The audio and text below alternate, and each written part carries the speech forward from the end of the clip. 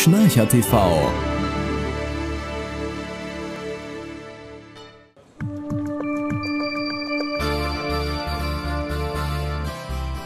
Schlafapnoe e.V., Deutschlands Patientenorganisation Schlaf.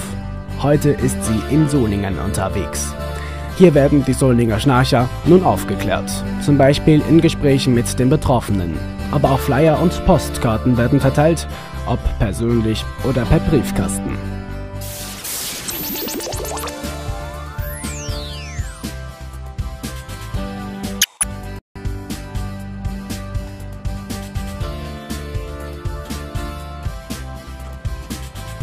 Ein interessanter, aber langer Tag für das Team.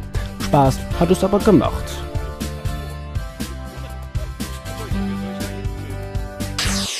Schnarcher TV.